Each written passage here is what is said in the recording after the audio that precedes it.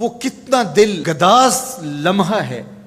قرآن نے اس منظر کو بیان کیا کہ جب حضرت خلیل اللہ نے خواب دیکھا، اپنے بیٹے کو ساتھ لے کر کے وادی منع میں پہنچتے ہیں، اور جو ارادہ تھا، عزم مصمم تھا، اس کا اظہار اپنے بیٹے کے سامنے کیا تاکہ اس نیکی میں بطیب خاطر یہ بھی شامل ہو جائے۔ قرآن نے اس کو بیان کیا ہے۔ ایسی انوکھی کہانی آپ کو کہیں نہیں ملے گی، ایسی سچی کہانی اور عظیمت کی دل آویز داستاں کہ باپ اور بیٹا دونوں بیٹھ کے گفتگو کر رہے ہیں۔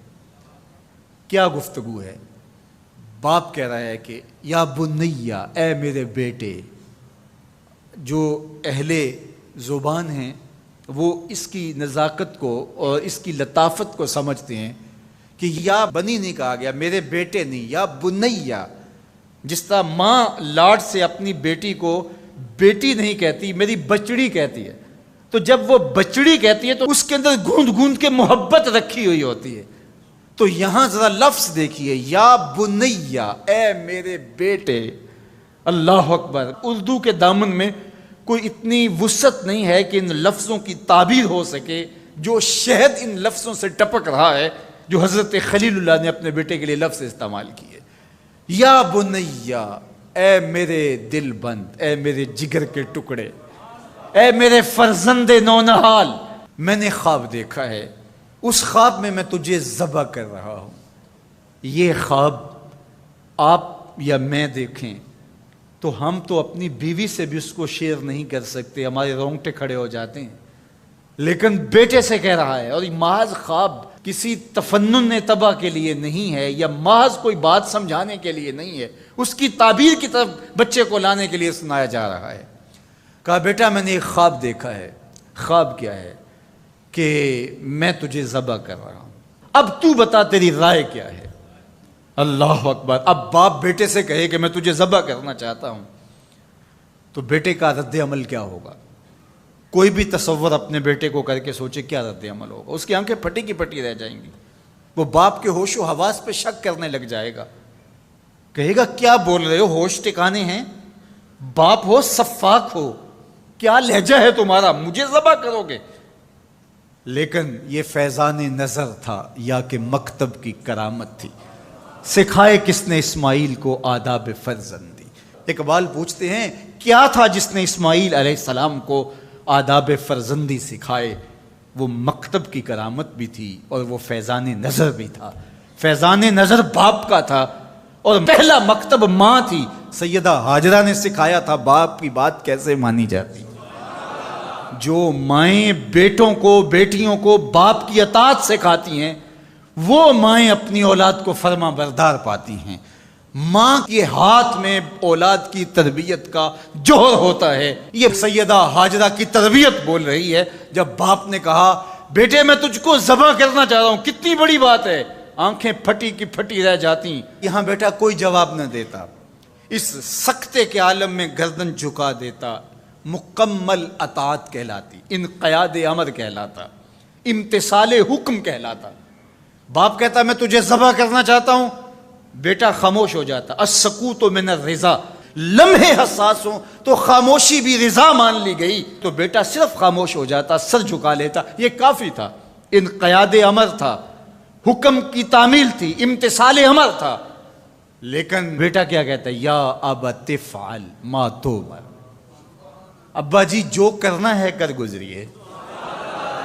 باپ نے جو پوچھا تھا وہ ذبح کے حوالے سے پوچھا تھا، تو ذبح کا جواب ذبح سے مکمل امتثال امر ہے۔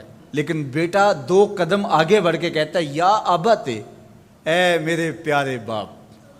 اب اس میں بھی بیٹے کا لہجہ تبدیل نہیں ہوتا۔ جب باپ ذبح کرنے کا کہہ رہا ہو اس وقت میرے ابو کہنا یہ امتثال امر کی انتہا ہے۔ اور آگے کیا کہا؟ افعل، کر گزریے۔ یہاں یہ نہیں کہا ذبح کیجئے، باپ نے کہا ذبح کرنا چاہتا ہوں، لیکن ذبح کے جواب میں ذبح نہیں آیا۔ ذرا دل تھام کے بیٹھیے، کتنا امتثال امر اور مکتب کی کرامت کا کیسے ظہور ہوتا ہے۔ یا ابت افعل ما تؤمر، اے ابو ذبح کیا، جو بھی کرنا ہے کر گزریے۔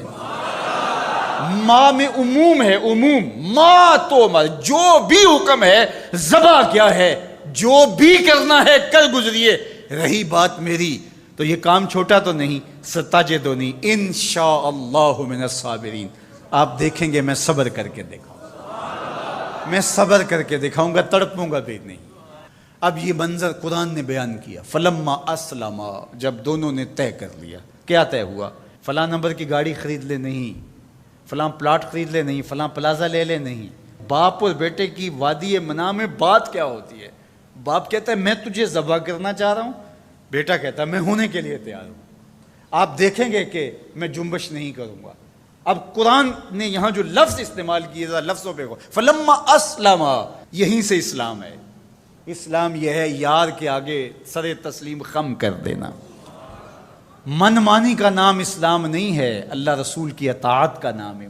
فلما اسلما، جب دونوں نے اس بات کو طے کر لیا، دونوں راضی ہو گئے، باپ ذبح کرنے پہ راضی ہے، بیٹا ذبح ہونے پہ راضی ہے۔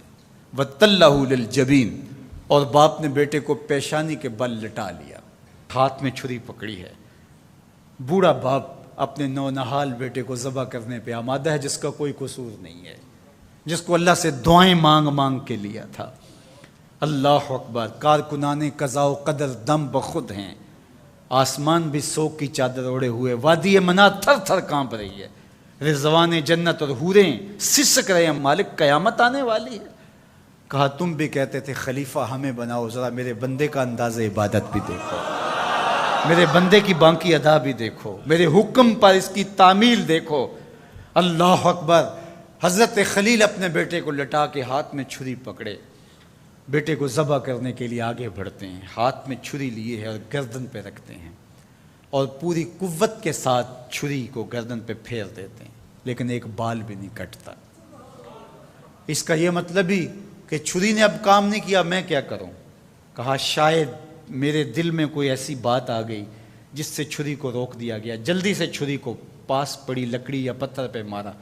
لما تقطعی یا سکین، اے چھری کاٹتی نہیں ہے۔ آواز آئی الخلیل یامرنی والجلیل ینہانی، خلیل کاٹنے کا کہتا ہے، جلیل کہتا ہے خبردار ایک بال بھی کاٹا۔ پھر تیز کرتے ہیں اور دوبارہ چھری گردن پہ رکھتے ہیں۔ اللہ اکبر، گلا کٹ جاتا ہے، خون بہنے لگتا ہے۔ حضرت خلیل خوش ہو جاتے ہیں، آنکھوں سے پٹی کھول دیتے ہیں، لیکن منظر کیا دیکھتے ہیں کہ جس کو ذبح کیا وہ بیٹا نہیں، وہ تو دمبا ہے۔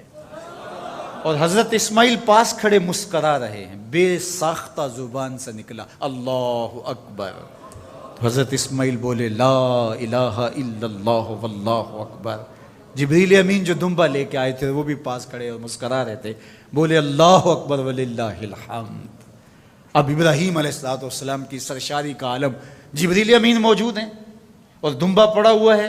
اب ظاہر ہے بات سیدھی سیدھی ہے کہ اللہ کے حکم سے سب کچھ ہوا۔ حضرت ابراہیم علیہ السلام کے قلب اطہر کو تسلی ہو گئی، لیکن عین اس موقع پر وحی کی چمک سے منع کی وادی روشن ہو گئی، اور وحی نازل ہوتی ہے اور آواز آتی ہے وَنَادَيْنَاهُ أَن يَا إِبْرَاهِيمُ قَدْ صَدَّقْتَ الرُّؤْيَا إِنَّا كَذَلِكَ نَجْزِي الْمُحْسِنِينَ۔ عین اس موقع پہ ہم نے بھی آواز دی، ابراہیم بس بس تو نے واقعی خواب پورا کر دکھایا، ہم نے تیری سنت کو قیامت تک باقی رکھا، اور اس تیری نشانی مٹنے نہیں پائے گی۔ صدیاں بیتنے کے بعد آج بھی منع کی قربان گاہ سے لے کر دنیا کے آخری کونے تک سنت ابراہیمی کو زندہ کیا جاتا ہے۔ اللہ اکبر، کتنا جگرا تھا اس باپ کا اللہ کی رضا کے لیے۔ خلت کے تاج یوں نہیں ملتے، عظمتوں کی معراج یوں نصیب نہیں ہوتی۔ باپ بیٹے کو ذبح کرنے کے لیے آمادہ ہو جاتا ہے۔